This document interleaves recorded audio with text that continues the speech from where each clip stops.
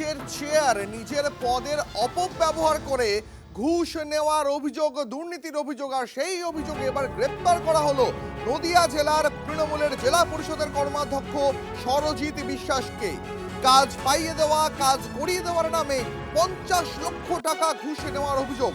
সূত্রের খবর, ঘুষ তোলাবাজির কাজের জন্য সাগরেদদের নিয়ে রীতিমতো নেটওয়ার্ক তৈরি করে ফেলেছিলেন এই সরজিৎ বিশ্বাস।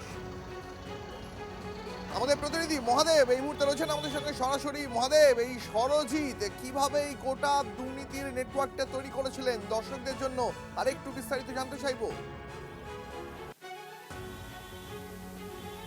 একদমই, দেখো বিভিন্ন কারখানা ছিল, সেই কারখানায় যদি কর্মের জন্য যে সকল কর্মপ্রার্থীরা যেতেন তাদের কাছ থেকে টাকা নেওয়া হতো, এমনটাই কিন্তু অভিযোগ। এবং সেই টাকার পরিমাণও কিন্তু কয়েক লক্ষ টাকা, এবং তিনি বেশ কয়েকটি নেটওয়ার্ক সাজিয়েছিলেন বলতে বেশ কয়েকজনকে এই টাকা তোলার কাজে লাগিয়েছিলেন।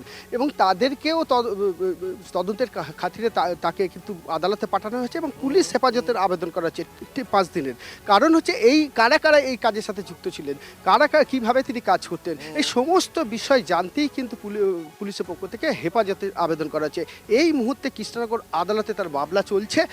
আর কিছু মুহূর্তের পরে কিন্তু জানা যাবে যে আদালত কি নির্দেশ দেয়। কিন্তু তার আগে বলি, এই ঘটনাকে কেন্দ্র করে চাঞ্চল্য, কারণ তিনি যেমন একদিকে ছিলেন একটা সময় প্রাক্তন প্রধান, এবং তিনি কর্মাধ্যক্ষ, এবং তার বিরুদ্ধে এমন অভিযোগ ওঠায় রীতিমতো কিন্তু চাঞ্চল্য এলাকায়।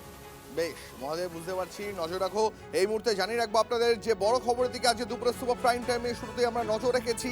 নিজের পদ নিজের চেয়ারের অপব্যবহার করে তোলাবাজি, ঘুষ নেওয়ার অভিযোগে এবার গ্রেপ্তার তৃণমূলের নদিয়া জেলা পরিষদের কর্মাধ্যক্ষ সরজিৎ বিশ্বাস।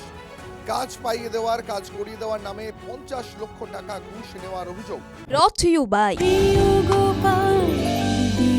কলকাতায় আর জেলায় জেলায়